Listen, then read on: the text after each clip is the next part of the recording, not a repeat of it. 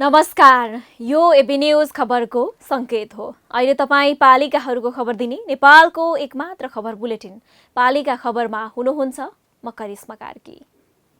पालिका खबर bulletin आइसिआइडीले AB news खबरमा प्रत्येक दिन साँझ 6 देखि 7 बजेसम्म र दिउँसो 3 देखि 4 बजेसम्म पुनः प्रसारण गर्दै आइरहेको छ। देशभरका 77 जिल्लाका रेडियोबाट पनि यो खबर बुलेटिन प्रसारण भइरहेको छ। आजको पालिका खबर प्रारम्भ गरौं मूल खबरबाट। कोरोना विरुद्धको खोप आफै खरिद गर्ने स्थानीय सरकार सक्रिय, स्वास्थ्य मन्त्रालयलाई अनुरोध। प्राविधिक र व्यावहारिक कठिनाई हुने मन्त्रालयको तर्क। कोभिड-19 विरुद्ध कर्णाली स्वास्थ्य विज्ञान प्रतिष्ठानको मेडिकल मार्च, स्थानीय तहमा महामारी रोक्न चिकित्सक खटाइयो। 2 दर्जन जनशक्ति परिचालन। कोरोना भाइरसको हटस्पट बनेको बाँके बिस्तारै बौरिँदै संक्रमितको संख्यामा कमी आउँदै, अस्पतालमा शैय्या र भेन्टिलेटर खाली हुँदै।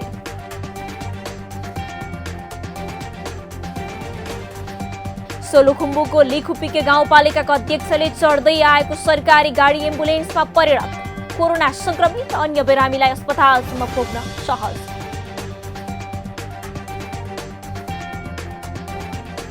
र सिन्धुपाल्चोकको चौतारा साङ्गाचोक गढीमा बुद्ध पार्क निर्माण हुँदै 6 करोड लागतमा निर्माण गरिँदै पर्यटक आकर्षित हुने दावी।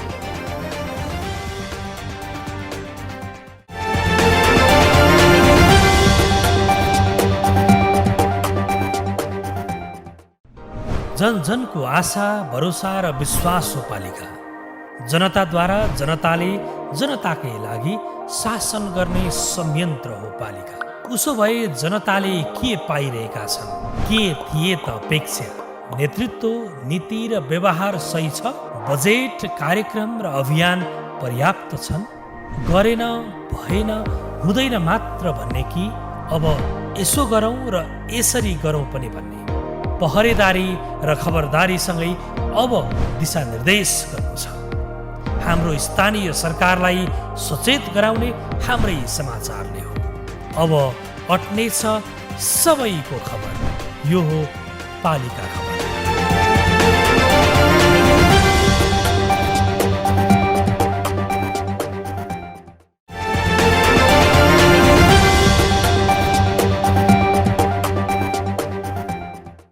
पालिका खबर अब विस्तारमा। अहिले कोरोना भाइरसको महामारीले जनजीवन अस्तव्यस्त बनाएको छ। देशभर निषेधाज्ञा जारी हुँदा संक्रमण त कम हुँदै गएको छ, तर मानिसमा अझै पनि महामारीको त्रास भयो छ। अहिलेको अवस्थामा राज्यको प्राथमिकता नागरिकको जीवन रक्षा हुनुपर्ने हो। दुर्भाग्य, महामारीका बेलामा पनि केपी शर्मा ओली नेतृत्वको सरकार जनताप्रति उत्तरदायी भएको छैन। सरकारकै भर पर्ने हो भने महामारी नियन्त्रण कदापि सम्भव देखिँदैन। यही बुझेर हुनुपर्छ कि स्थानीय तहका जनप्रतिनिधिले कोभिड महामारीबाट जनतालाई जोगाउन विशेष चासो देखाउन थालेका छन्। आफैले खोप खरिद गर्न अनुमति माग्दै सरकारलाई पत्राचार गरिरहेका छन्। उदयपुरबाट सुरु भएको यो पहल अहिले विभिन्न स्थानीय तहले पनि गरिरहेका छन्। पालिका खबरका लागि एक रिपोर्ट। जेठ 6 गते उदयपुरका स्थानीय तहले खोप खरिद गर्ने निर्णय गरे।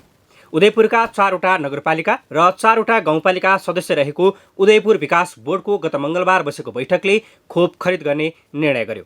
निर्णय गर्दै अहिले डेलिगेसनका रूपमा जनप्रतिनिधि काठमाडौँ आउने क्रममा छन्। सरकारले स्वास्थ्य तथा जनसङ्ख्या मन्त्रालयले नै सबै निर्णय गरिरहेको भन्दै स्थानीय तहले गरेको पहललाई मन्त्रालय पठाउने बताएसँगै जनप्रतिनिधि काठमाडौँ आउने जमर्को गरिरहेका छन्। यो बीचमा अहिले अन्य स्थानीय तहले पनि महामारीमा आफै खोप खरिद गरेर स्थानीयलाई जोगाउने भन्दै सरकारलाई अपिल गरिरहेका छन्। आइतबार मात्रै पाल्पाको रामपुर नगरपालिकाका प्रमुखले स्वास्थ्य तथा जनसङ्ख्या मन्त्रीलाई भेटेर खोप किन्न अनुमति मागेका छन्। नगरपालिकाका सबै बासिन्दालाई कोभिड-19 विरुद्धको खोप लगाएर सोचका लागि रामपुरका नगर प्रमुख लगायतका जनप्रतिनिधि प्रशंसाका पात्र भएका छन्। रामपुर नगरपालिकालाई खोप किनेर ल्याउन सरकारले सघाउने वचन मन्त्रीले दिएको नगरपालिकाका नगर प्रमुख बताउँछन्। अहिलेसम्म पाल्पामा कोरोनाले उग्र रूप नलिए पनि बेलैमा खोप लगाएर स्वास्थ्य मापदण्ड अपनाउने हो भने धेरै नियन्त्रण गर्न सकिने आवाज नागरिक स्तरबाट पनि आउँदा दबाव महसुस भएको नगर प्रमुखको भनाइ छ। विधि विधान र जुन एउटा खरिद ऐनका कुराहरू छ त्यसलाई प्रक्रिया पुरा गरेर नै ल्याउने हो। र मैले फेरि जुन दिन माननीय मन्त्रीजीलाई भेटेको छु उहाँले पनि बडो उत्साहको साथ यो बडो राम्रो कुरा पनि हो र हामीले आवश्यक पर्यो भने प्राविधिक सहयोग र आर्थिक सहयोग पनि चाहिँ गर्न तयार छौँ। त्यसले गर्दा यसको लागि तपाईँहरूले ल्याउन नसक्ने भन्ने छैन, अनुमति नदिने भन्ने छैन। यसमा तपाईँहरूले फर्दर प्रोसेस चाल्न सक्नुहुन्छ। तर प्रक्रिया झन्झटिलो होला, अप्ठ्यारो होला, आफ्नो ठाउँमा छ भन्ने जस्तो कुराहरू गर्नुभएको थियो। त्यो कारणले गर्दा पनि हामी अलिकति उत्साहित भएर कम्तीमा स्थानीय तहले आफ्ना विकासका बजेटहरू खर्च गरेर हामीले स्थानीय जनप्रतिनिधिले पाउने सेवा सुविधा कटौती गरेर अथवा अन्य कुनै चाहिँ दातृसँग सङ्घ संस्थासँग चाहिँ हामीले चाहिँ अनुरोध गरेर भए पनि आफ्ना जनताहरूलाई, आफ्ना नगरवासीहरूलाई, आफ्ना पालिकाका बासिन्दाहरूलाई चाहिँ यो खोप ल्याउन सकिन्छ भन्ने एउटा आँटको साथ हामी अगाडि बढेका छौँ। पाल्पामा मात्र नभई स्याङ्जाको वालिङ नगरपालिकाले पनि मन्त्रालयलाई पत्र पठाउँदै खोप व्यवस्थापन गरिदिन अनुरोध गरेको छ। यदि खोप उपलब्ध नगराए नगरपालिकाले आफ्नै खर्चमा मापदण्ड अनुसार भ्याक्सिन बाहिरबाट ल्याउने अनुमति दिन भनिएको नगरपालिकाले जनाएको छ। हामीले अरू नसक्ने व्यक्तिहरूलाई पनि हामी चाहिँ खोपको पैसा डोनेट गर्छौँ। हामीलाई उपलब्ध हुन पर्यो भनेर हामीलाई अत्यन्त दबाब छ र हामीले यो केही एजेन्टहरूसँग नि बुझ्दा नेपाल सरकारबाट एक द्वार प्रणालीबाट ल्याउने भएको हुनाले यो हामीले छुट्टै ल्याउन सक्दैनौँ र सरकारबाट अनुमति प्राप्त भयो भने हामी ल्याउन सक्छौँ भन्ने चाहिँ बुझेकोले हामीले नेपाल सरकारसँग यदि छिटो र पर्याप्त खोप आउँछ भने हामी वेटिङ गर्छौँ र यदि ढिलो हुन्छ र पर्याप्त आउन सक्दैन भने प्राइभेट सेक्टरलाई पनि दिउँ र हामीलाई पनि अनुमति दिउँ, जसले गर्दा विभिन्न ठाउँहरूमा पहल गरेर सरकारको पनि हामीलाई सहयोग आवश्यक पर्छ। वीरगञ्ज महानगरपालिकाले 1 लाख नगरवासीलाई खोप लगाउने लक्ष्यसहित खोप खरिदका लागि सरकारसँग अनुमति मागेको छ। 5 देखि 7 करोड खर्चदा नागरिकले खोप पाउँछन् भने खोपको व्यवस्था किन नगर्ने भन्ने तर्क गर्छ महानगर। यदि हामीले खोप लगाउन सक्यो भने मान्छेहरू ढुक्क भएर आउन जान सके, आफ्ना दैनिक क्रियाकलाप लाग्न सके, अर्बौं खर्बौं रुपियाँ हाम्रो नोक्सानीहरू आर्थिक सक्षमबन्दी भइरहेछ, राजस्व भइरहेछ। जुन हाम्रो प्राथमिकता हुनुपर्थ्यो त्यो प्राथमिकता हामी आज 1.25 साल भइसक्यो हामी पुरा गर्न सकेनौँ होइन। त मेरो आग्रह के छ गभर्मेन्टसँग कि ठिक छ तपाईँले केन्द्रमा बसेर गाह्रो भइरहेछ भने बरु हामीले जिम्मा लगाउनुहोस्, हामी आफ्नो तरिकाले ल्याउँछौँ सामानहरू, हामी प्रयोग गर्छौँ, नेपाल सरकारकै गाइडलाइनमा बसेर सबै काम गर्छौँ। आखिर हामी पनि सरकारै हो, हामीले त्यो काम गर्यो भने यस्तो त छैन कि नेपाल सरकारको विपरीतमा जान्छौँ, हामी सबै गर्छौँ। तर यो के भइदियो भने पर्खिँदा जनतालाई रात दिन मर्न दिनु त भएन नि। एउटा सानो 1000को खर्चको लागि जनता त मरिराखेको छ नि, त्यो पीडा लिने कि नलिने अब हामीले। यता मन्त्रालयले भने खोप खरिद गर्ने पालिकाको निर्णय सुखद भए पनि व्यावहारिक र प्राविधिक रूपमा कठिन हुने बताएको छ। संघीय सरकारले G2G माध्यमबाट खोप खरिद गर्ने भने पनि खोप आपूर्ति हुन नसकिरहेको अवस्थामा स्थानीय तहलाई खोप खरिद गर्न अनुमति दिने अवस्था नरहेको तर्क गर्छ। त्यति मात्र नभई व्यावहारिक रूपमा आउने कठिनाइलाई पनि आकलन गर्दा खोप खरिद गर्न सहज नभएको भनाइ मन्त्रालयको छ। अब खोप खरिदको लागि हरेक स्थानीय तहहरूले हामी आफै खरिद गरेर ल्याउन सक्छौँ भनिरहँदाखेरि हामीले यथार्थ कुरा चाहिँ बुझ्नुपर्ने हुन्छ।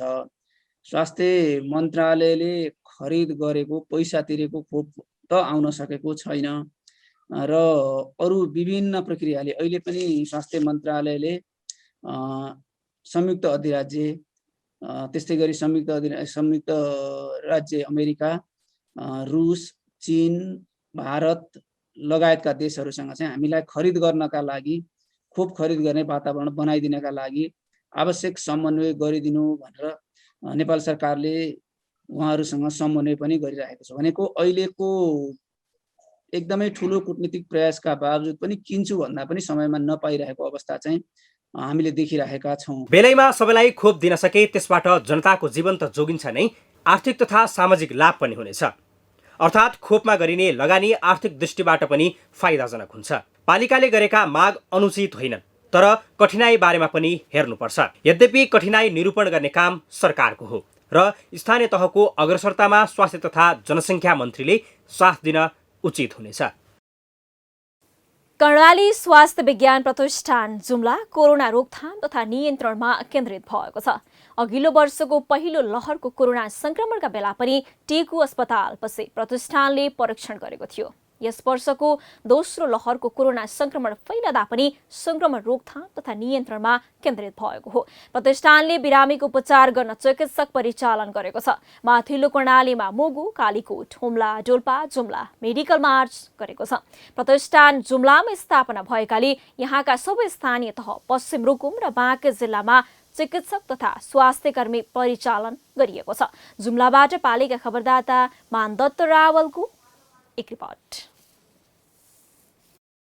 कर्णाली प्रदेशको कर्णाली स्वास्थ्य विज्ञान प्रतिष्ठानले कोरोना विरुद्ध कर्णाली मोडल स्थापित गर्न खोजिरहेको छ। जिल्लामा उपचार सम्भव नभएका खतरायुक्त बिरामी एम्बुलेन्स र हेलिकप्टर मार्फत जुम्ला आउन रोक्न विभिन्न जिल्लामा कर्मचारी खटाउन थालिएको छ। कर्णालीको मुगुमा सहायक प्राध्यापक डाक्टर सिद्धार्थ दोजखाती र मेडिकल अधिकृत डाक्टर रेखा कार्की खटिएका छन्। कालीकोटमा सहायक प्राध्यापक डाक्टर रिबिन खापुङ र डाक्टर सुबी बस्न्यात, हुम्लामा सहायक प्राध्यापक डाक्टर माणिक नेउपाने र ओटी सहायक राजबहादुर खत्री, डोल्पामा लेक्चर डाक्टर अभिषेक ठाकुर र सिनियर अहेब कर्मेन्द्र नेउपाने खटिएका छन्। यसैगरी पश्चिम रुकुममा सहप्राध्यापक डाक्टर अनुप मङ्गल समाल र लेक्चर शिला थापा खटिएका छन्। बाँकेमा सहप्राध्यापक प्रवीण गिरीको नेतृत्वमा 6 जनाको चिकित्सक टोली पठाइएको छ। प्रतिष्ठानले जुम्लाका सबै स्थानीय तहमा रहेका कोभिड अस्पतालमा एक जना चिकित्सक खटाएर उपचार सेवा प्रदान गरिरहेको छ। प्रतिष्ठानमा छाती रोग विशेषज्ञको नेतृत्वमा 12 शय्याको आइसियु, 24 शय्याको एचडियु तथा 84 शय्या गरी 120 शय्या कोरोना उपचारका लागि व्यवस्थापन गरिएको छ। 110 अक्सिजन सिलिन्डर र प्लान्टबाट अक्सिजनको व्यवस्थापन गरिएको छ। प्रदेश सरकारसँग समन्वय गरेर थप 360 3 करोड 12 लाख 70 हजार बजेटको अर्थ मन्त्रालयले सहमति दिएको छ। प्रतिष्ठानमा थप अक्सिजन प्लान्ट जडानका लागि 2 करोड र 25 शय्या एचडियुका लागि 3 करोड 12 लाख 70 हजार बजेटको अर्थ मन्त्रालयले सहमति दिएको छ। निमोनियाको लक्षण देखियो त्यस्तो बिरामीलाई चाहिँ हामी भर्ना गर्छौँ।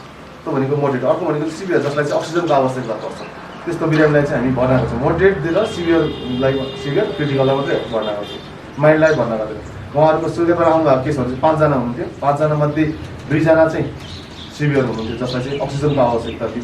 3 जना चाहिँ माइल्ड केही हल्का सिम्टमहरू मात्रै भएको कारणले उहाँहरूलाई चाहिँ होम आइसोलेसनमा बस्न हामीले सुझाव दियौँ। 2 जना चाहिँ हाम्रो यहाँ अहिले कोभिड वार्डमा हुनुहुन्छ, अक्सिजनमा हुनुहुन्छ। उहाँहरूको चाहिँ अहिले हामी डेली नै राउन्ड लिइरहेको हुन्छौँ। सामान्य लक्षण नभएका अक्सिजन आवश्यक नपर्ने बिरामीलाई प्रतिष्ठानले भर्ना लिने गरेको छैन। लक्षण नभएका सामान्य बिरामीलाई स्थानीय तहकै आइसोलेसन कक्षमा राखेर उपचार गरिएको छ। अक्सिजन आवश्यक पर्ने लक्षण भएका बिरामीलाई प्रतिष्ठानले भर्ना गरेर उपचार गर्ने गरेको छ। कोभिडले गर्दा भएको निमोनियाको बिरामी भर्ना हुनुभएको त्यतिखेर चाहिँ जस्तै अरू बिरामी कम अक्सिजन चाहिने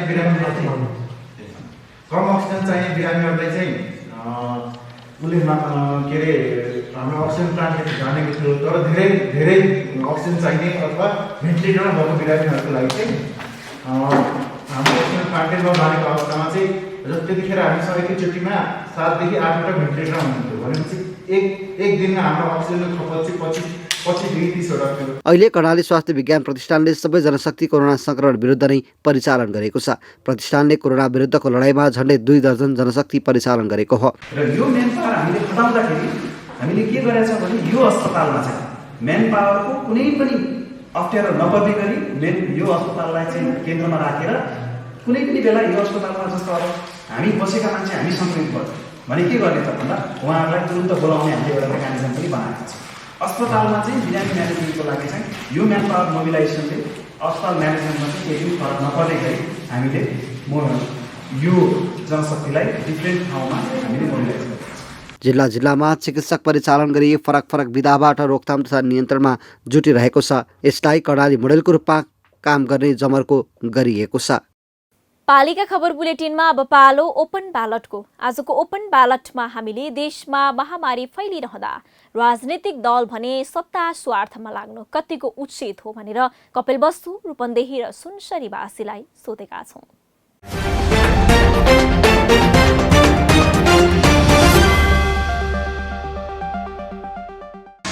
चुनाव त हुनै पर्छ। अहिलेको स्थिति चाहिँ एकदम भयावह हो। कोरोनाले अहिले चाहिँ तपाईको चाहिँ एकदम देशमा क्षति गरेको छ। तर पनि देश त सञ्चालन गर्नु पर्यो नि त। अहिले त तपाईको हेर्नुस् त कस्तो देशको स्थिति एकदम कसैलाई चलाउनै नदिने अवस्था छ। गर्नै नदिने अवस्था छ। यस्तो अवस्थामा कसैले काम गर्छु भने बेला पनि गर्न पाउँदैन। त्यस कारणले चुनाव भएर कसैले मिलेर कुनै एउटा आउँछ भने पनि त त्यसलाई चाहिँ एज इट इज मान्नु पर्यो नि त। त्यसैले चुनाव चाहिँ हुनैपर्छ। परिप्रेक्ष्यमा प्रधानमन्त्री केपी शर्मा ओलीले जुन हिजो सम्माननीय राष्ट्रपतिले आह्वान गरिसकेपछि दुवै दलको लागि ठुलो दलको हिसाबमा पहिला दर्ता गरिसकेपछि फेरि विपक्षी दलको नेता शेरबहादुर देउवाले पनि त्यहाँ आफ्नो दाबी प्रस्तुत गर्नुभयो र एकातिर पार्टीले निर्णय गरेर पठाएका सांसदहरू र अर्कोतिर हस्ताक्षरसहितका सांसदहरूको बिचमा जुन दोहोरोपना देखियो, त्यसले गर्दाखेरि राष्ट्रपतिलाई पनि एउटा के सहज भयो भन्ने महसुस गरेको छु भने यो एउटै एकातिर दलमा पनि हुन्छ भन्ने र अर्कोतिर व्यक्तिगत रूपमा जाँदाखेरि त्यो दल नमिलेका कारणले 78 सालमा जुन अहिले निर्वाचनको घोषणा भएको छ यो पक्कै पनि स्वागतयोग्य कुरा छ। सँगसँगै कोरोना महामारीको परिप्रेक्ष्यमा सरकारले भनेर अहिलेको यो निर्वाचनलाई पनि जनमतको आधारमा लिएर जानुपर्ने अति जरुरी भएको कारणले यसलाई व्यवस्थापन गर्नुपर्ने हुन्छ।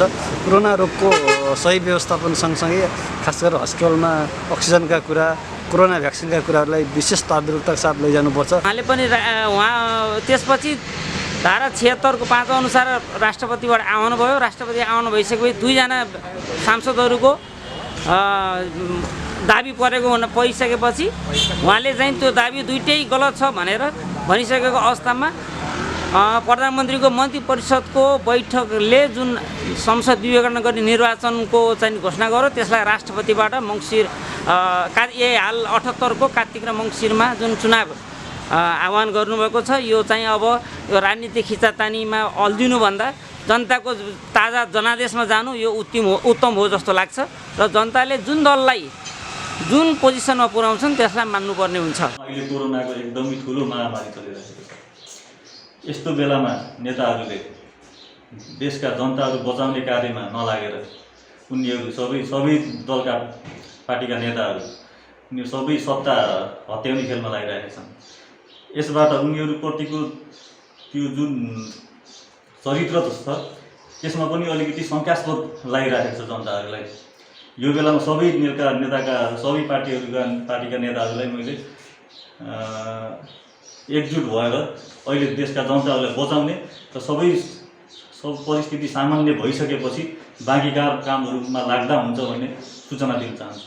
यो देशको अहिले जुन यो राजनीतिक चलखेलहरू चलिरहेको छ, यसमा चाहिँ राजनीतिक सत्ताहरू सबै आफ्नो पार्टी बचाउने र यो प्रधानमन्त्रीको रूपमा लागिरहेको बेला जनता देशमा चाहिँ यस्तो महामारीको अवस्थामा पनि नेताहरू चाहिँ आफ्नो कुर्सीतिर नलागेर जब यो महामारीबाट कसरी बच्ने, कसरी उम्किने भन्ने जस्तो समस्यालाई समाधान गरेर लाग्नुपर्ने जस्तो मलाई लाग्छ। किनभने यो नेताहरू चाहिने भनेको जनता हो।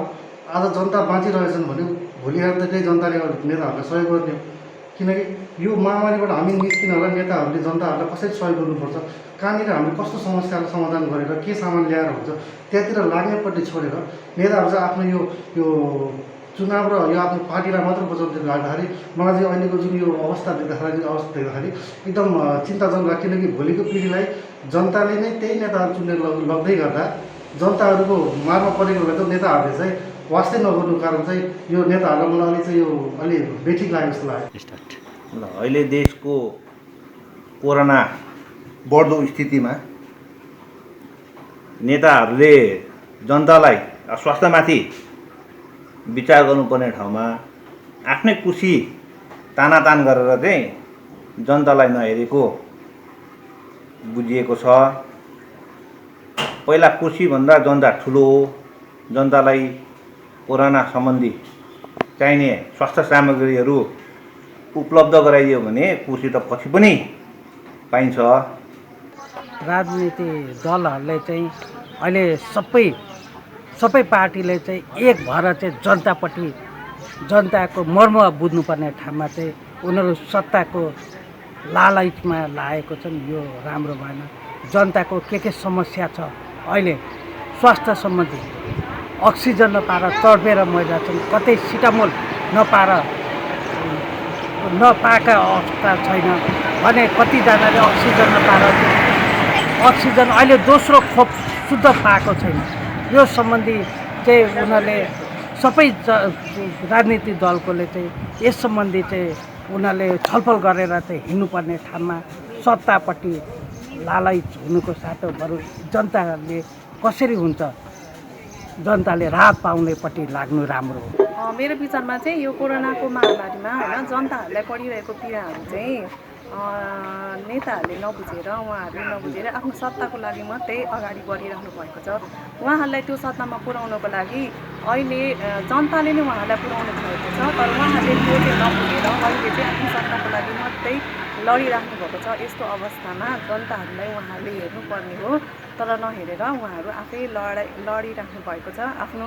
आफ्नो स्वार्थ पुरा गर्नको लागि मात्रै उहाँहरू छ। उहाँले यो बुझिराख्नु भएको छैन कि त्यही जनताले नै उहाँहरूलाई त्यो ठाउँमा पुर्याउनु भएको छ, त्यो जनताहरूले नै उहाँहरूलाई त्यो ठाउँ पुर्याइराख्नु भएको छ, तर उहाँहरूले अहिलेसम्म त्यो बुझिराख्नु भएको छैन।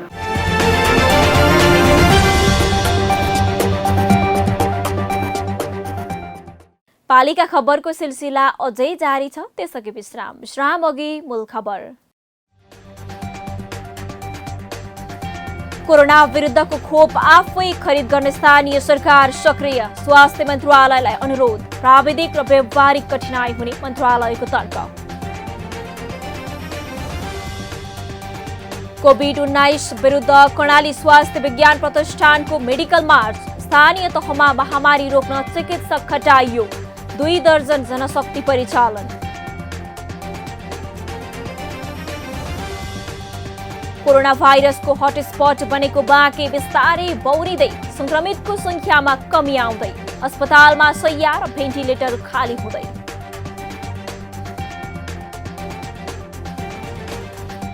सोलुखुम्बुको लिखुपिके गाउँपालिकाको अध्यक्षले चढ्दै आएको सरकारी गाडी एम्बुलेन्समा परिणत। कोरोना संक्रमित अन्य बिरामीलाई अस्पतालसम्म पुग्न सहज।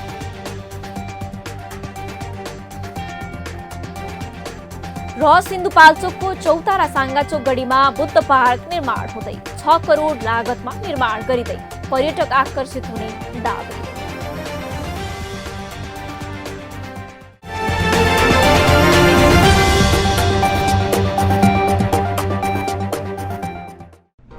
जन जनको आशा भरोसा र विश्वास हो पालिका।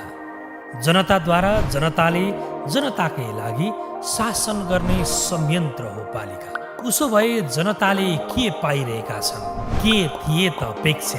नेतृत्व, नीति र व्यवहार सही छ? बजेट, कार्यक्रम र अभियान पर्याप्त छन्? गरेन, भएन, हुँदैन मात्र भन्ने कि अब यसो गरौँ र यसरी गरौँ पनि भन्ने? पहरेदारी र खबरदारीसँगै अब दिशानिर्देश गर्नु छ। हाम्रो स्थानीय सरकारलाई सचेत गराउने हाम्रै समाचारले हो। अब अट्नेछ सबैको खबर। यो हो पालिका खबर।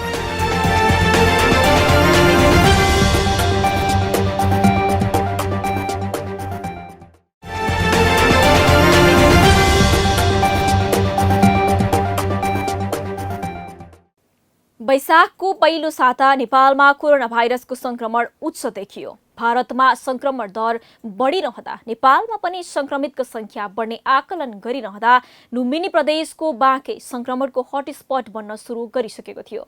संक्रमितको थामी नसक्नुको भिडले अस्पताल भरिएका थिए। मृत्यु हुनेको संख्या उकालो लागिरहेको थियो। बाँकेमा निषेधाज्ञा नगरी अवस्था भयावह हुने भन्दै स्थानीय प्रशासनले सरकार गुहारिरहेका थिए। अस्पतालमा चित्कार सुनिन थालिसकेको थियो। स्थानीय सरकार के गर्ने के नगर्ने भनी चिन्तामा थिए। प्रशासनले निषेधाज्ञा लगायो। अहिले त्यही निषेधाज्ञाका कारण महामारी नियन्त्रणमा आउने क्रम जारी छ। अस्पतालमा शैय्या खाली हुन थालिसकेका छन्। स्थानीय सरकारको सहयोगमा अहिले बाँके बिस्तारै बौरिँदै गएको छ। बाँकेबाट पालिका खबरदाता लक्ष्मी तिमल सेनाको एक रिपोर्ट। कोरोनाको हटस्पट बनेको बाँके जिल्लामा पछिल्लो केही दिन यता कोरोना संक्रमणको दर घट्दै गएको छ। विभिन्न प्रयोगशालामा गरिएको पीसीआर परीक्षणबाट संक्रमित हुनेको संख्या घटेको पाइएको हो। जिल्ला कोभिड-19 सङ्कट व्यवस्थापन केन्द्र बाँकेका अनुसार भेरी अस्पताल, नेपालगञ्ज मेडिकल कलेज र बागेश्वरी ल्याबबाट आउने पीसीआर रिपोर्टमा संक्रमितको संख्या घटेको देखिन्छ। यसअघि प्रयोगशाला रिपोर्टमा कोरोना संक्रमण दर दैनिक रूपमा 80 देखि 93% सम्म पुग्ने गरेको थियो। केही दिन यता कोरोना संक्रमणको दरमा कमी आइरहेको भेरी अस्पतालका मेसु डाक्टर प्रकाश थापा बताउँछन्। उनका अनुसार पछिल्लो समय बाँकेभन्दा अन्य जिल्लाका मानिसमा कोरोना संक्रमण देखिने गरेको छ। भेरी अस्पतालमा आएर भर्ना हुने सङ्क्रमित बिरामीहरूको कुरा गर्दाखेरि बाँकी जिल्लाबाटको केसहरू चाहिँ घट्दो क्रममा छ भनेपछि बाहिरी जिल्ला छिमेकी जिल्लाहरूबाट जुन केसहरू आउँछन् त्यो केस चाहिँ अलिकति बढ्दो क्रममा छ र अस्पतालका बेडहरूको जुन भरिभराउ अवस्था हो त्यो पहिलाको जस्तै नै हो, तर केही अलिकति सहज चाहिँ भएको छ।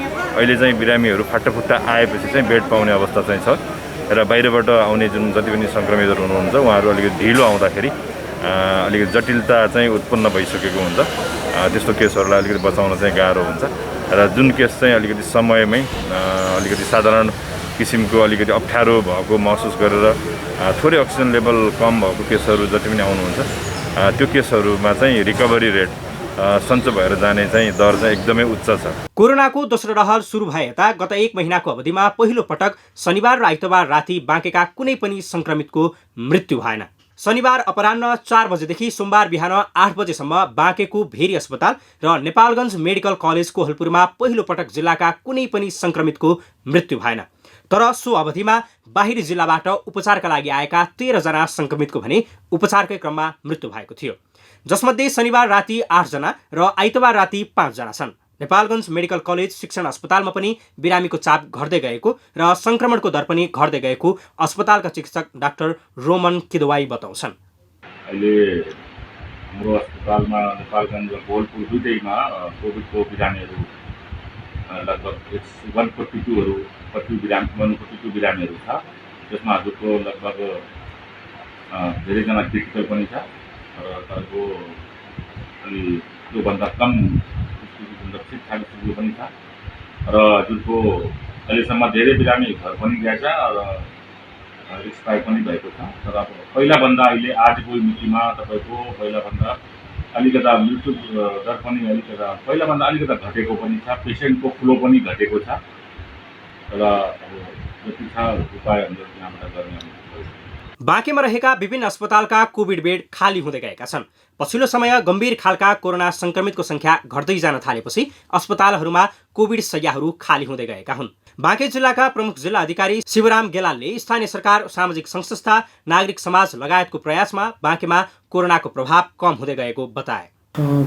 अहिले बाँके जिल्लामा जुन कोभिड-19बाट अलिकति आक्रान्त रूपमा गइरहेको अवस्थामा अहिलेको अवस्थालाई हेर्ने हो भने केही मात्रामा सुधार आएको जस्तो हामीलाई लागिरहेको छ। यसमा जुन हिजोको दिनमा जसरी बिरामीहरूको चाप हस्पिटलहरूमा थियो त्यो रूपमा बाँके जिल्लाकै अवस्थालाई हेर्ने हो भने सुधार भएको छ, तर अन्य जिल्लाबाट आउने बिरामीहरूको सङ्ख्या बढ्दै गइरहेको अवस्था देखिएको छ भनेदेखि यही आधारमा हस्पिटलहरूले पनि आफ्नो व्यवस्थापनलाई चुस्त बनाउँदै लैरहेको एकातिर रहेको छ। यसमा विभिन्न निकायहरूले सहयोग पनि पुर्याइरहेका छन्। कोरोना महामारीको यो भयावह अवस्था नियन्त्रण गर्न स्थानीय सरकारको पनि धेरै भूमिका छ। कामको बाँडफाँड गरेर पालिकाका सबै जिम्मेवार व्यक्ति महामारी नियन्त्रणमा लागेका छन्। खजुरा गाउँपालिका पनि सकेसम्म कम क्षति होस् भनेर कोरोना नियन्त्रणमा लागि परेको छ। अहिले प्रमुख समस्याको रूपमा रहेको एउटा त कोभिडको पोजिटिभ देखिनु नै हो, यो भयावह रूपमा छ भने अर्को चाहिँ उहाँहरूलाई कसरी उपचार गर्ने र उहाँलाई कसरी छिटो निको पार्ने भन्ने कुरामा चाहिँ हामी एकदमै यो विषयमा चाहिँ एकदमै चिन्तित छौँ र अक्सिजनको अभाव छ। हामीले अक्सिजन पनि सकेसम्म एकजना कर्मचारी नै त्यो अक्सिजन लाने र ल्याउने भरेर लाने र ल्याउने त्यो सिलिन्डरलाई गर्नको लागि एकजना कर्मचारी नै नियमित खटाएका छौँ। गाडीको व्यवस्था गरेका छौँ, गाडी हायर गरेर अक्सिजन भर्नकै लागि लाने र ल्याउने गर्नकै लागि गाडीको व्यवस्थापन पनि गरेका छौँ र एकजना कर्मचारीले उसले खाली हुने बित्तिकै लैजाने र भरेर ल्याउने एकदमै नियमित खटाइएको छ। त्यसरी कामको जिम्मेवारीको बाँडफाँड पनि गरेका छौँ। पछिल्लो केही दिन यता बाँकेमा मात्रै होइन देशभर संक्रमितको संख्या घटिरहेको देख्न सकिन्छ, तर परीक्षणको दायरा नबढाउँदा संक्रमणको संख्या घटेको पनि भनिन्छ। अझै 50 जिल्लाको अवस्था भयावह रहेको सरकारी विश्लेषण छ। महामारी नियन्त्रणमा आउन 4 हप्ता लाग्ने स्वास्थ्य तथा जनसङ्ख्या मन्त्रालयले पनि बताइरहेको छ। बाँकेमा पनि महामारी घटेको भन्दै खुसी हुनुभन्दा सतर्कता अझै अपनाउन आवश्यक छ, किनभने महामारीको तेस्रो लहर फैलन सक्ने चेतावनी पनि आउन थालिसकेको हुँदा मास्कको प्रयोगमा भने कुनै कमी राख्नु हुँदैन। पालिका खबर बुलेटिनमा अब पालो पालिका टकको।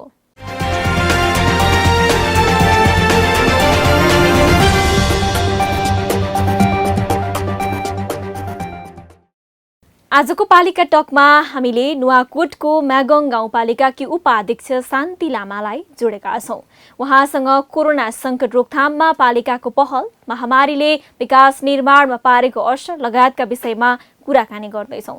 उपाध्यक्षज्यू नमस्कार अनि स्वागत छ यहाँलाई पालिका टकमा। हजुर धन्यवाद, नमस्कार। हजुर, सुरुवात गरौँ। कोरोनासँग जुझ्न पालिकाले कस्ता प्रयास गरिरहेको छ? तपाईँ आफै संक्रमित हुनुहुन्छ, यो अवस्थामा महामारी रोक्ने प्रयास के गरिरहनु भएको छ? अब यसलाई जोतिरहेको भन्ने कुरा गर्नुभन्दा पहिला म यहाँको थोरै हाम्रो गाउँपालिकाको डाटा चाहिँ सुनाउन चाहन्छु। यो महामारीसँगै सिम्टम लक्षण मिलिएका हामीले जम्मा 58 जनाको चाहिँ एन्टिजेन र यो पिसिआर माध्यमबाट चेक गर्दाखेरि 35 जनामा पोजिटिभ छ हालको अवस्थामा, म आफू सहित। त्यो मध्ये चाहिँ हाम्रो 3 जना चाहिँ हस्पिटलमा रहेको र बाँकी चाहिँ होम आइसोलेसनमा भएको छ। त्यसैले यी होम आइसोलेसनमा रहेकाहरूलाई हामीले चाहिँ हाइजिन किट सहित स्वास्थ्य परामर्श दिने, अनि त्यसपछि हामीसँग रहेका स्वास्थ्य कर्मीहरू, वडाको स्वास्थ्य संस्थामा रहेका स्वास्थ्य कर्मीहरू जो चाहिँ पोजिटिभ भएको छन् उहाँहरूसँग प्रत्यक्ष सम्पर्कमा रहेको छ। अरू कुरा चाहिँ हामीसँग वार्ड नम्बर 3 मा देउराली प्राथमिक स्वास्थ्य केन्द्र छ। त्यहाँ चाहिँ यो महामारीसँग पूर्व तयारी लड्नको लागि पूर्व तयारीका लागि हामीले 8 वटा चाहिँ बेड, अक्सिजन सिलिन्डर सहितको 8 वटा बेड तयारी गरेका छ। त्यहाँ चाहिँ हामीसँग मेडिकल अधिकृत डाक्टरहरू 3 जना रहेको छ र आपतकालीन अवस्थाको लागि हामीले स्वास्थ्य मापदण्ड लागू गरेर संरचना बनाएर 3टा चाहिँ एम्बुलेन्स तयारी अवस्थामा राखिएको अवस्था छ भने अब योजना विकासका योजनाहरूको कुरा गर्नुपर्दाखेरि हामीले सम्झौता गरिसकेका र ठुला आयोजनाहरू ठेक्का प्रणालीमा भएका ठुला आयोजनाहरूलाई रोकेको छैन। अरू बाहिरी मान्छेहरू जस्तै कामदारहरूलाई आउन दिएको छैन। यही भएको लोकलहरूले चाहिँ कामलाई निरन्तरता दिइरहेको छ। असर त गरेकै छ। आवत जावतमा हामीले अब यो एउटा राज्यको नीति पनि हो र यो नगरी नहुने पनि भएकोले जस्तो कि यो कोरोना रोकथाम र नियन्त्रणमा अन्य खर्च कटाएर आइसोलेसन बनाउने लगायतका काम भए होलान्। हालसम्म कति खर्च भयो उपाध्यक्षज्यू?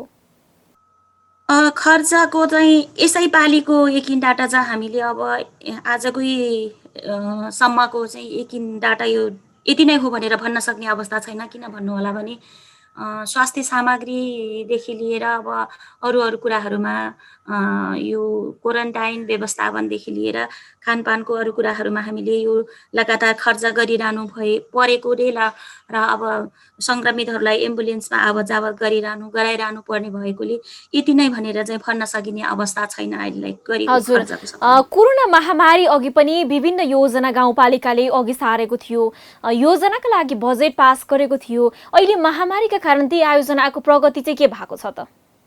हाम्रो मेगाङको सन्दर्भमा कुरा गर्नुपर्दाखेरि योजनाहरू खासै अब हामीले बनाएका योजनाहरूमा 80% यो महामारी अब बीचमा त केही रोकिएको थियो नि होइन, अलिकति मत्थर भएको थियो। त्यो अवस्थामा गरिसकेकोले हाम्रो योजना चाहिँ कार्यक्रमहरू पूर्वाधार विकासका कार्यक्रमहरूमा चाहिँ खासै त्यस्तो असर गरेको छैन। 85% भन्दा माथि चाहिँ हाम्रो काम भइसकेको छ।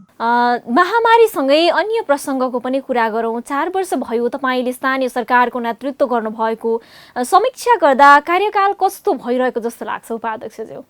अब राज्य पुनर्संरचना पछिको पहिलो जननिर्वाचित प्रतिनिधि हामी। पहिलो कुरा त हामीलाई नीति निर्माणले काम गर्न दिएनौँ। अब कतिपय कुराहरू चाहिँ प्रदेश सरकारले तोके बमोजिम हुनेछ भन्यो। अब प्रदेश सरकार हामी पहिला आयौँ, प्रदेश सरकार पछि आयौँ, नीति तथा कार्यक्रमहरू बन्दै गर्दा पछि आयौँ।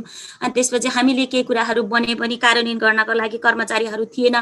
बीचमा भूकम्पको पुनर्निर्माणको कुराहरू कार्यान्वयन गर्नुपर्ने थियो। अर्को कुरा अब यसैको बीचमा यो महामारीले गर्दाखेरि हामीले जे जति सोचेको थियौँ त्यो काम गर्न सकेको छैन। हजुर, हामी अन्तिममा छौँ उपाध्यक्षज्यू। तपाईँ आफै सङ्क्रमित भएको कारणले पनि मैले यहाँलाई सोधेँ, कस्तो महसुस गरिरहनु भएको छ अलिकति सुनौँ न उपाध्यक्षज्यू।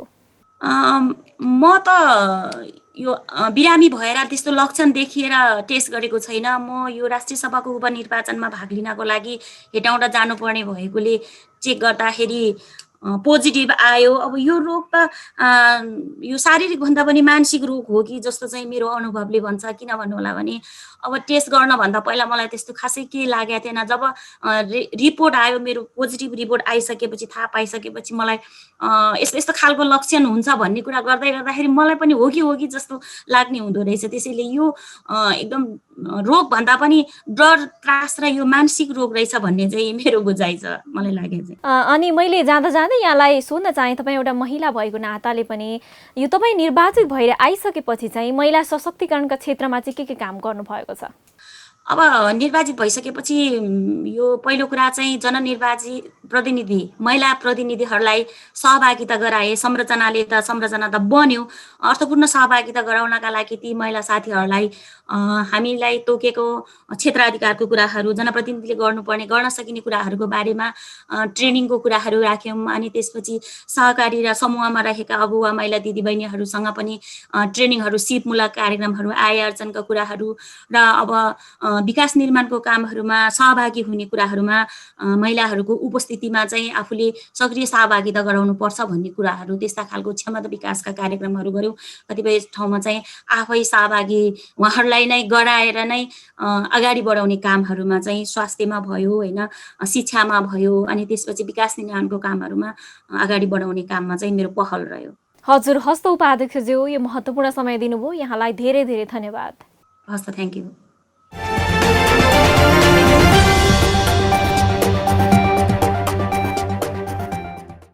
अब अट्ने छन् सबैका खबर, यो हो पालिका खबर। पालिका खबरको सिलसिला अझै जारी छ, त्यसअघि विश्राम अघि मूल खबर।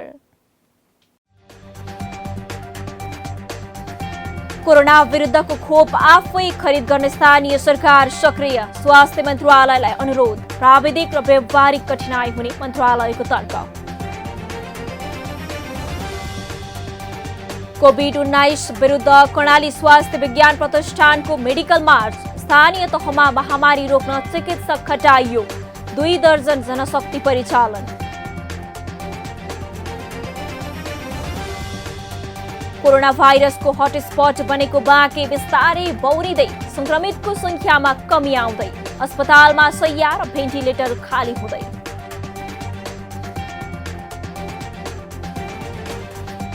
सोलुखुम्बुको लिखुपिके गाउँपालिकाका अध्यक्षले चढ्दै आएको सरकारी गाडी एम्बुलेन्समा परिणत। कोरोना संक्रमित अन्य बिरामीलाई अस्पतालसम्म पुग्न सहज।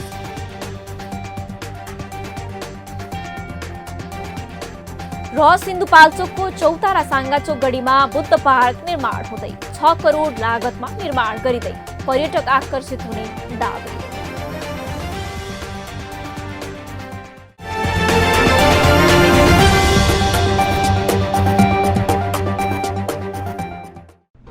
जनजनको आशा, भरोसा र विश्वास हो पालिका। जनताद्वारा, जनताले, जनताकै लागि शासन गर्ने संयन्त्र हो पालिका। उसो भए जनताले के पाइरहेका छन्? के थिए त अपेक्षा? नेतृत्व, नीति र व्यवहार सही छ? बजेट, कार्यक्रम र अभियान पर्याप्त छन्? गरेन, भएन, हुँदैन मात्र भन्ने कि अब यसो गरौँ र यसरी गरौँ पनि भन्ने? पहरेदारी र खबरदारीसँगै अब दिशानिर्देश गर्नु छ। हाम्रो स्थानीय सरकारलाई सचेत गराउने हाम्रै समाचारले हो। अब अट्ने छ सबैको खबर, यो हो पालिका खबर।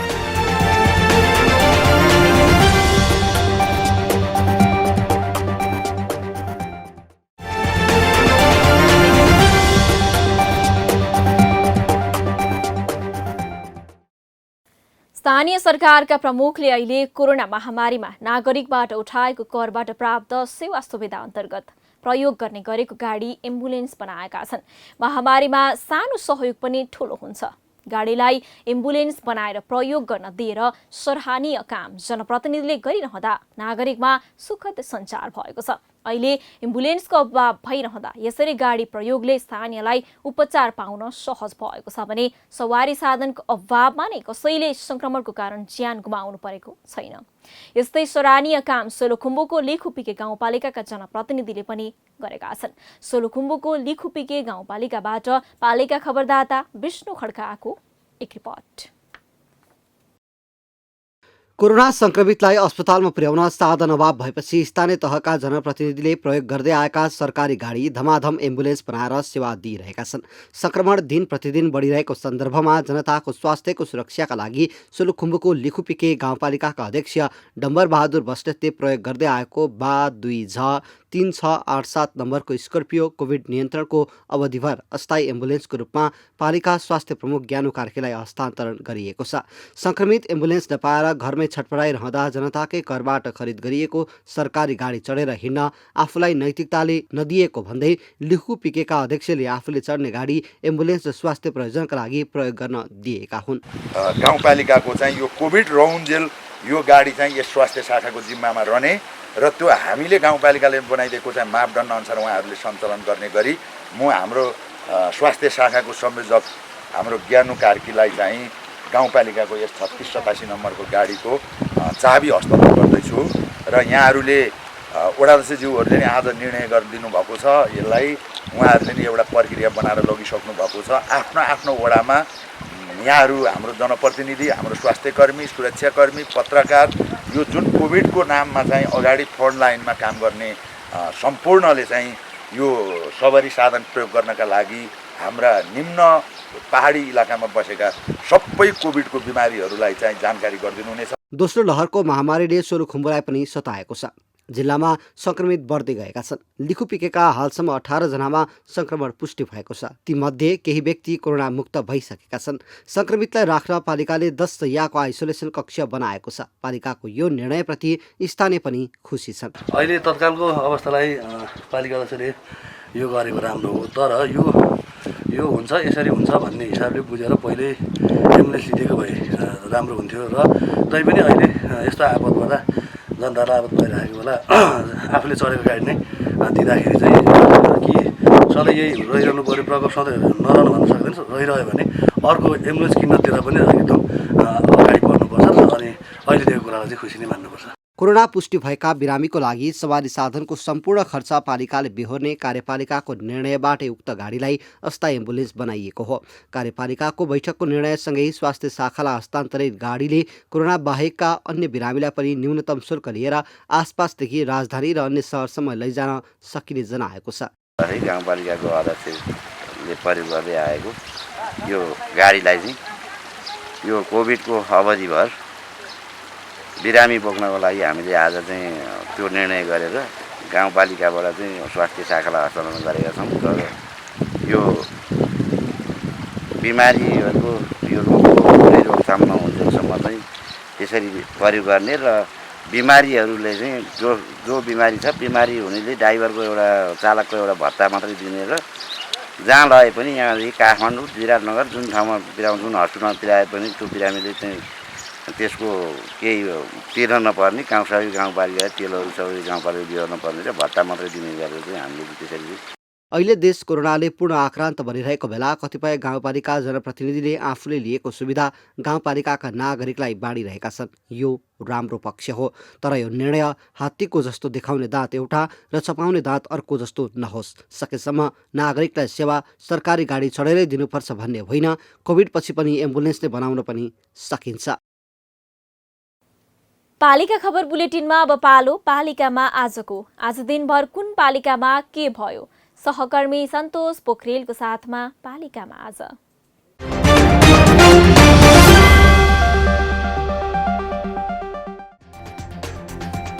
बागलुङ नगरपालिका 14 द्वारा वडा स्तरीय विपद व्यवस्थापन कोष स्थापना। कोषको रकम कोरोना रोकथाम र नियन्त्रणमा प्रयोग गरिने।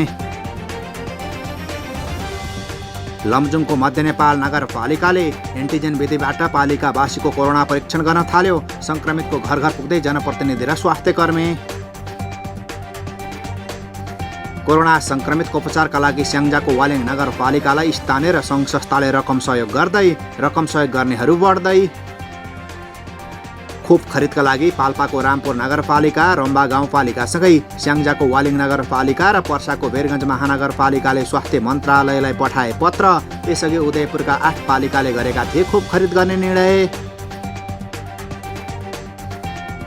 सोलुखुम्बुको थुलुङ दोतकोशी गाउँपालिकाले मुक्लीमा सञ्चालनमा ल्यायो अस्थायी कोभिड अस्पताल। कोरोना संक्रमितलाई अक्सिजनसहित उपचार गर्ने व्यवस्था भएपछि अन्यत्र पुग्नुपर्ने बाध्यताको अन्त्य। कोरोना परीक्षणको दायरा बढाउँदै काठमाडौँ महानगरपालिका 16वटा केन्द्र मार्फत PCR परीक्षण।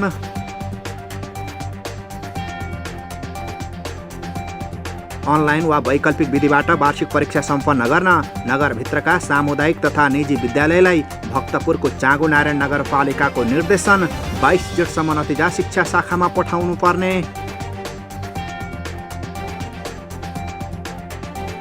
बाराको कोल्बे नगरपालिकाका सामाजिक परिचालक मोहम्मद मङ्सिउल्लाहको कोरोना संक्रमणका कारण निधन भएपछि पालिकाले दियो शोक बिदा। पालिका मातहतका कार्यालय पनि बन्द।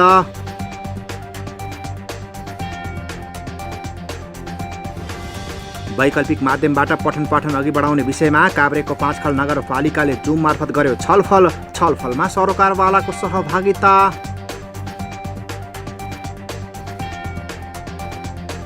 ओखलढुङ्गाको मानेभन्ज्याङ गाउँपालिकाका अध्यक्ष र उपाध्यक्ष चढ्ने सरकारी गाडी कोरोना संक्रमितको सेवामा प्रयोग गर्ने निर्णय। गाउँपालिकामा 65 जना पुगे सक्रिय संक्रमित।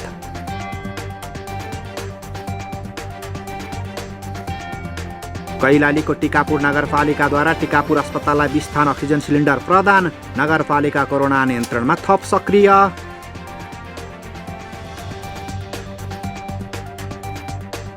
सामुदायिक वन उपभोक्ता महासङ्घ काभ्रेले पनौती नगरपालिकालाई दियो विभिन्न स्वास्थ्य सामग्री। कोरोनाका संक्रमित बढेपछि नगरमा अत्यावश्यक बाहेकका सेवा बन्द।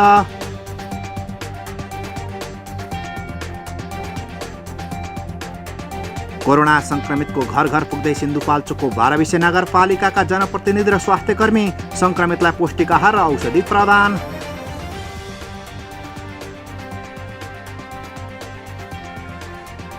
कोरोना रोकथाम तथा नियन्त्रणमा सक्रियता बढाउँदै काभ्रेको महाभारत गाउँपालिका। पालिकाद्वारा 10 बेडको कोभिड अस्पताल सञ्चालन। होम आइसोलेसनमा स्वास्थ्य लाभ गरिरहेका संक्रमितलाई भेट्दै झापाको शिव शताक्षी नगरपालिकाका जनप्रतिनिधि। स्वास्थ्य सामग्री र औषधि पनि प्रदान। ताप्लेजुङको सिरिजङ्गा गाउँपालिकाद्वारा कोरोनाका बिरामीलाई अन्यत्र उपचारका लागि लैजानु परे निशुल्क एम्बुलेन्स सेवा प्रदान गर्ने निर्णय। पालिकाले 10वटै स्वास्थ्य संस्थामा फिभर क्लिनिक पनि सञ्चालन गर्ने।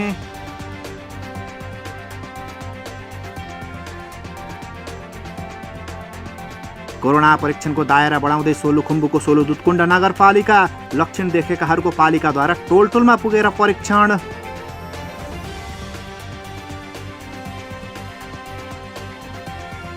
रामेछापको मन्थली नगरपालिकामा कोरोनाका संक्रमित बढेपछि अत्यावश्यक बाहेकका सेवा बन्द।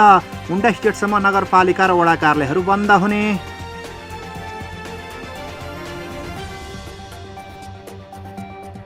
स्याङ्जाको फेदीखोला गाउँपालिकाका जनप्रतिनिधि। स्वास्थ्यकर्मी लिएर कोरोना संक्रमित भेट्न घर घर पुग्न थाले। घरमै स्वास्थ्यकर्मी सहितको टोली पुग्दा संक्रमित दङ्ग।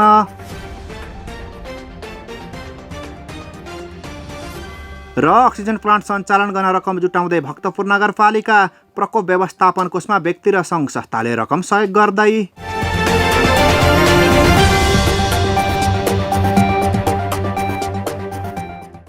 स्थानीय सरकारको अवधि 1 वर्ष मात्रै बाँकी हुँदा जनप्रतिनिधिले जनतालाई देखाउने काम गर्न थालेका छन्।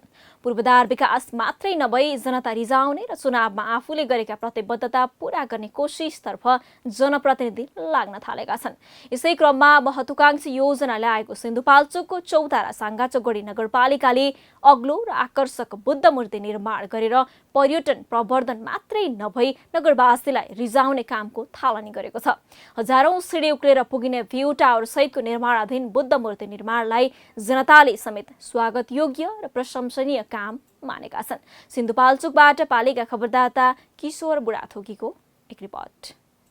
पछिल्लो समय जनप्रतिनिधि आफ्नो गाउँ या नगरको विकासका लागि अघि बढ्न थालेका छन्। स्थानीय सरकारको पहिलो 5 वर्ष कार्यकाल छुट्टिँदै जाँदा जनप्रतिनिधि आफ्नो क्षेत्रको विकासतर्फ विशेष ध्यान दिन थालेका हुन्। गाउँलाई अर्थतन्त्रमा अब्बल बनाउने विभिन्न उपाय जनप्रतिनिधिले अवलम्बन समेत गर्न थालेका छन्। यसको एउटा उदाहरण हो सिन्धुपाल्चोकको चौतारा साँगा चोकगढी नगरपालिकाले थालेको भ्यू टावर सहितको बुद्ध पार्क निर्माण। जिल्लाको सदरमुकाम चौतारा बजारबाट हजारौं सिडी उक्लेर जान सकिने निर्माणाधीन बुद्ध पार्क पर्यटन प्रवर्धन र स्थानीयलाई गाउँमै आत्मनिर्भर बनाउने नगरपालिकाको एउटा योजना हो। नगरपालिकाको वडा नम्बर 6 मा बन्न लागेको बुद्ध पार्कपछि पर्यटक बढ्ने स्थानीयको विश्वास छ। दर्शनार्थीको भिड लाग्ने 2052 सालमा तत्कालीन राजा वीरेन्द्र र रानी ऐश्वर्याले उद्घाटन गरेको प्रसिद्ध गौराती भीमसेन मन्दिर पनि निर्माणाधीन बुद्ध पार्क नजिकै भएकाले पनि यसको महत्त्व झनै बढ्ने अपेक्षा गरिएको छ। पार्किङ बनिएको छ, राम्रो छ। हामीलाई हाम्रो गाउँमा राम्रो होस्, विकासै बनिएको छ, पर्यटक आउँछ, राम्रो हुन्छ।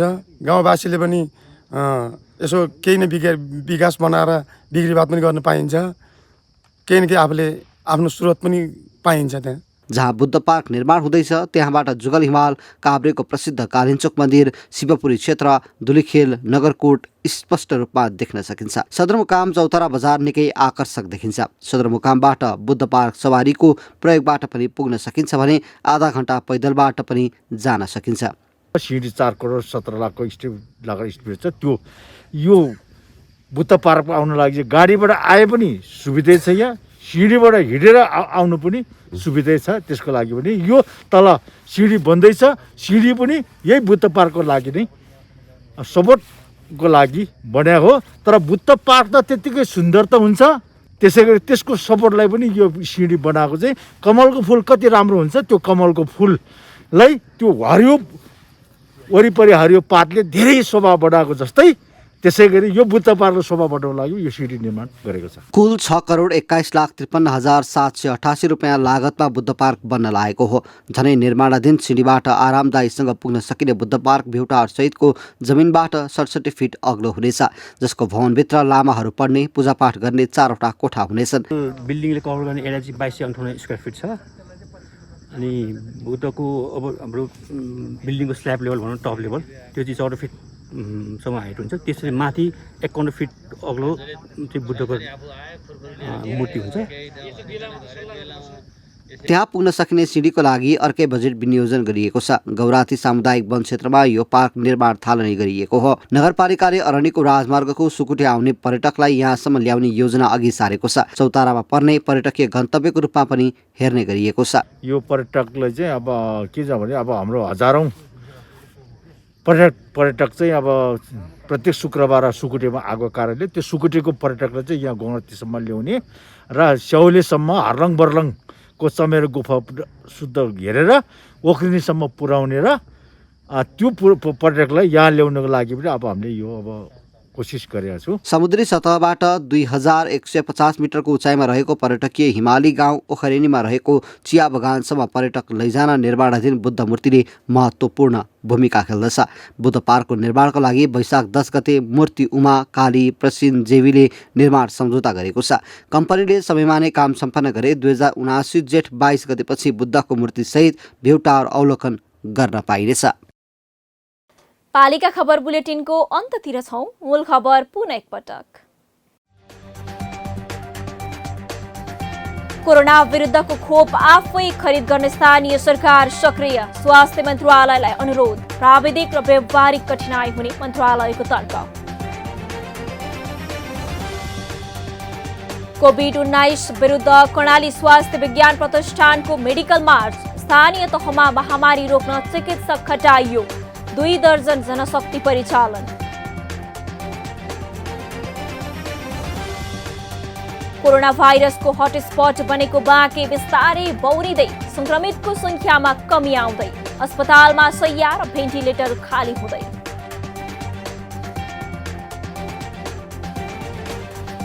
सोलुखुम्बुको लिखुपिके गाउँपालिकाका अध्यक्षले चढ्दै आएको सरकारी गाडी एम्बुलेन्समा परिणत। कोरोना संक्रमित अन्य बिरामीलाई अस्पतालसम्म पुग्न सहज।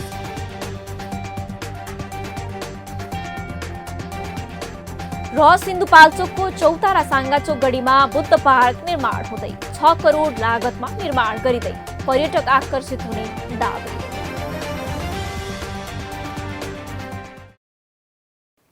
हवस् त आजको पालिका खबर बुलेटिन यति नै। पालिका बुलेटिन फेसबुक, युट्युब, इन्स्टाग्राम र हाम्रो अनलाइन संस्करण www.palikakhbar.com-बाट हेर्न, पढ्न र सुन्न सक्नुहुनेछ। साथै यो बुलेटिन देशका 77 जिल्लाका रेडियोबाट पनि हरेक दिन सुन्न सक्नुहुनेछ।